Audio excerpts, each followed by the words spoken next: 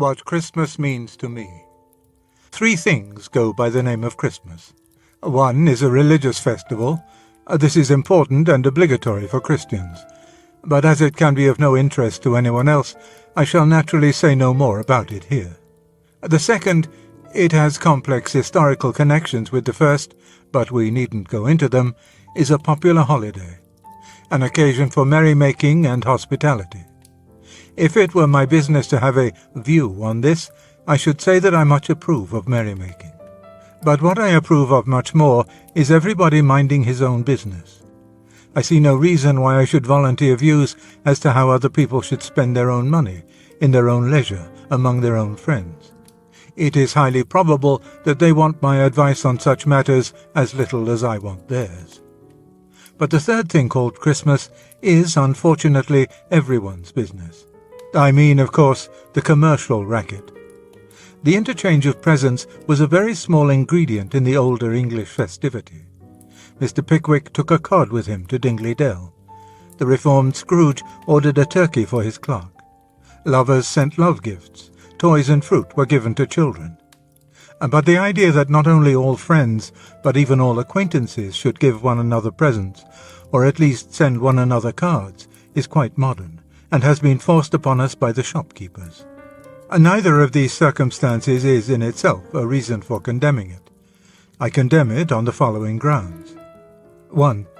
It gives, on the whole, much more pain than pleasure. You have only to stay over Christmas with a family who seriously try to keep it in its third or commercial aspect in order to see that the thing is a nightmare. Long before the 25th of December, everyone is worn out. Physically worn out by weeks of daily struggle in overcrowded shops, mentally worn out by the effort to remember all the right recipients and to think out suitable gifts for them.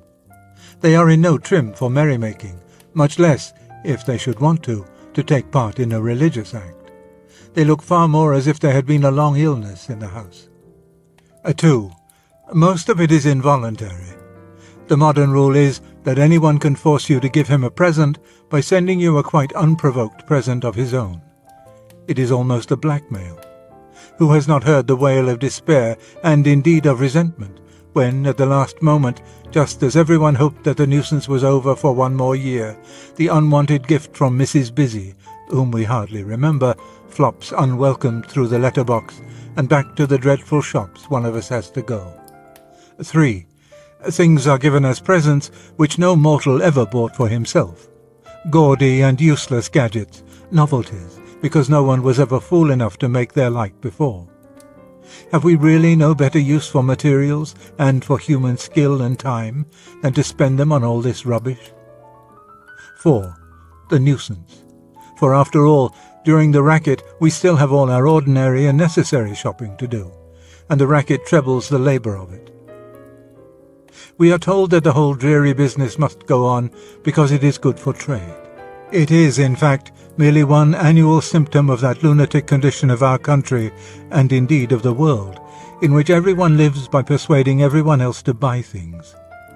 I don't know the way out, but can it really be my duty to buy and receive masses of junk every winter just to help the shopkeepers? If the worst comes to the worst, I'd sooner give them money for nothing and write it off as a charity. For nothing? Why, better for nothing than for a nuisance.